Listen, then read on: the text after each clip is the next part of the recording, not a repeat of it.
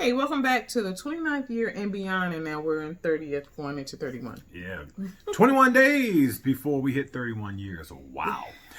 But for those of you who were following the vlog that we did for a year back in 19, well, we actually started in 18. Right.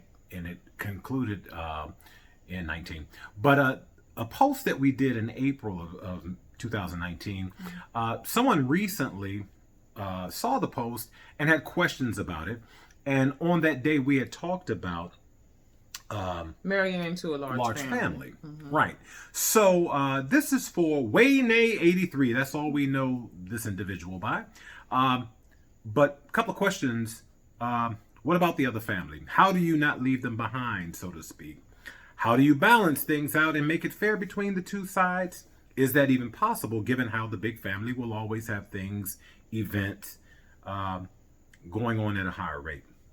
Okay, so just a little backstory for that. It was 234, episode 234. Day 234, yeah. Right? Okay. And so that was speaking to a friend of mine named Vanessa and her fiance, who's now her husband, Michael. Okay. They were getting married on that Saturday, and I wanted to do a post about large families because she comes from a really large family. And I wanted just to encourage them to sort of make sure they carved out time for just each other.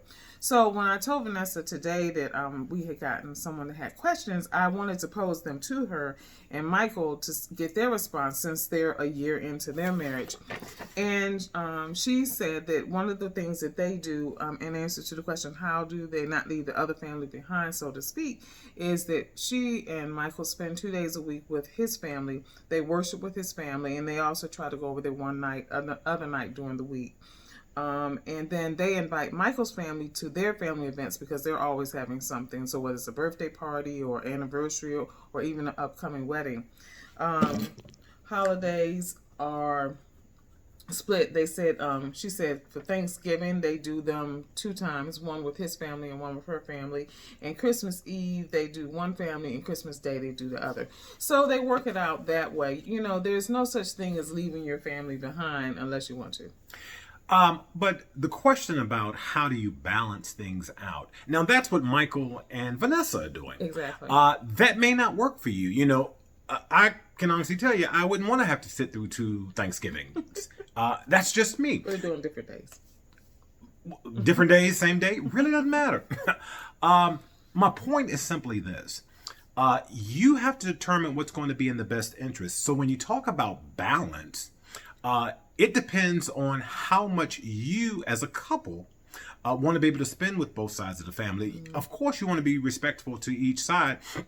One of the things that used to happen with Gail and I, you know, we live in Georgia, but I was born and raised in D.C. Gail was born in Georgia, but raised in Maryland. Yeah. And so, you know, I have a large family, and whenever we go up to visit, you know, everybody wanted to see us. So we had to spend time with this one and that one and this one. And that just wore us out. So we got to the point where it's just like, okay, we're going to stay with one of the family members and everybody come and see us. Exactly. So, you know, you have to pretty much figure it out as you go along, but you have to determine what the priorities are for you. Right. And if you're looking for like, quote unquote, balance, it may not be a perfect balance. Right. So I would kind of like get away from balance and just make sure that you're intentional about spending quality time with each of the families. Right, because no one family is more important than the other.